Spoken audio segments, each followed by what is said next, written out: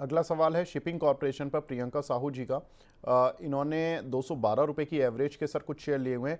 Next 2 months के लिए targets पूछ रहे हैं सर। इस समय सर शिपिंग कॉरपोरेशन या जितनी भी शिपिंग कंपनीज हुई थी, इनमें दो इश्यूज आ रहे हैं। एक कि जब शिपिंग के रेट बढ़े थे, जब इसराइल ने हमास पर हमला किया था, तो रेड सी क्राइसिस के चक्कर में डबल हो गए। फिर वहाँ से प्राइजेस शिपिंग के 50% डाउन हो गए, मतलब कि जहाँ से चले थे वहीं आ गए। तो ये सारी शिपिंग कंपनीज ने जो 1 साल का वो जो पीरियड था हायर प्राइस वाला, वो एंजॉय किया, और उसके बाद ये सारे शेयर नीचे भी आने लगे। अब दोबारा से खबरें ये आ रही हैं कि जुलाई से फिर शिपिंग के रेट शायद बढ़ सकते हैं। लेकिन ये एक पॉजिटिव साइड हो सकती है, लेकिन एक साइड और है, उसमें यह है कि शिपिंग कंपनीज के लिए एक अक्टूबर से नई पॉलिसी आने की बात है, जिसमें कि इनको कार्बन एमिशन कम करने के लिए अपने शिप्स के जो फ्लीट हैं वो ठीक करने पड़ेंगे। मतलब या तो नए लेंगे या उनको उस तरीके से एनवायरमेंट फ्रेंडली बनाएंगे, नहीं तो इनको आने वाले समय में कार्बन क्रेडिट्स खरीदने पड़ेंगे। तो अगर कार्बन क्रेडिट खरीदते तो खर्चा है, और अगर फ्लीट खरीदते, नया शिप खरीदते तो खर्चा है। तो ऐसे में शिपिंग कंपनियां कैसे टैकल करेंगी इस सिचुएशन को, और ये रेट बढ़ने का फायदा कैसे उठा पाएंगी, इन दोनों को समझा दीजिए सर शिपिंग कॉरपोरेशन में।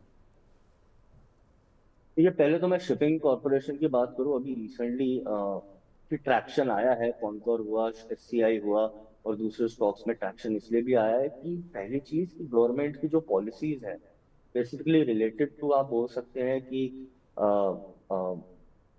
Prioritising the Indian ports, and उसका जो विजन है वो लॉन्ग टर्म है। ऑब्वियसली शॉर्ट टर्म में ये जो आपने कार्बन क्रेडिट इनको खरीदना पड़ेगा, वो एक इनकी कॉस्ट रहेगी।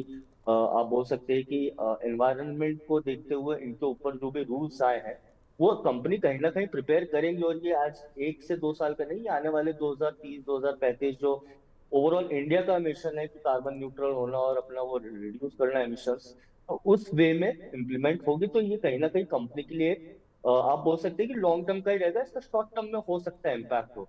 दूसरी बात, जहां तक कि ओवरऑल सेक्टर की बात करें, तो जो एक आप बोल सकते हैं ट्रैक्शन आया है, कॉनकॉर देख लीजिए, एससीआई देख लीजिए, मेरे ख्याल से ये काफी एक लॉन्ग टर्म कंसोलिडेशन जो इस ओवरऑल सेक्टर में था, जहां पर आपने बात करी इसराइल और हमास के युद्ध की, और वो जो जियो पॉलिटिकल टेंशन थी, उसके बाद से जो एक बियरिश ट्रेंड था, या फिर आप बोल सकते हैं कि स्पेसिफिकली एससीआई में तो 2024 से एक बियरिश ट्रेंड बना हुआ है, उसका इसने काफी लॉन्ग टर्म आप ब्रेकआउट बोल सकते हैं अपसाइड में दिया है। तो यहाँ पर अगर मैं सिर्फ एससीआई को ही एज अ बेंचमार्क लेकर चलूं, तो यहाँ पर मुझे लगता है कि एससीआई में करंटली 202 आ रहा है। ऊपर में मुझे लगता है कि 245 से 250 तक का एक लेवल है जहां तक टेस्ट हो सकता है। तो करंट लेवल से मुझे मानकर चल रहा हूँ कि 15 से 20% इसमें तेजी आ सकती है। तो अगर कोई यहाँ पर मुझसे पूछे तो बिल्कुल यहाँ पर ये फ्रेश बाइंग आ रही है। सेम थिंग उसमें हमें कॉनकोर देखूंगा, कंटेनर कॉर्प ऑफ इंडिया, अगर आप देखें तो 754 750 आ रहा है, फ्रेश ब्रेकआउट हुआ है स्टॉक। ये भी एक मेरे रडार पे है जिसको निवेशक देख सकते हैं। 750 से 740 का ऐसा जोन है जहां पर इसको आप अपने पोर्टफोलियो में ऐड कर सकते हैं। मुझे लगता है कॉनकोर ऐसा स्टॉक है जो आने वाले समय में 840 से 850 हो सकता है। ओवरऑल शॉर्ट से मिड टर्म में ये सेक्टर बुलिश रहेगा। एससीआई में मैंने आपको एक अपसाइड बता दिया है क्वेश्चन के हिसाब से, लेकिन अगर फ्रेश कोई बाय करना चाहता है तो मैंने कॉनकॉर भी बताया है। कॉनकॉर 750 से 740 का ऐसा जोन है जहाँ पर फ्रेश बाय इनिशिएट कर सकते हैं।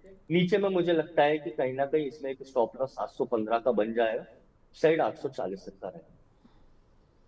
ठीक है। तो कॉनकोर और बाकी जो शिपिंग वाली कंपनीज हैं, या जो रेलवे फ्रेट से जुड़ी कंपनियां हैं, उन सभी पर सर ने एक राय दी है। और शिपिंग में ख़ास तौर से एक बहुत ही इम्पॉर्टेंट जो घटनाक्रम है वो हमने आपको अपडेट दे दिया है। लेकिन सर मैं एक दो काउंटर पे बात करूंगा जो इस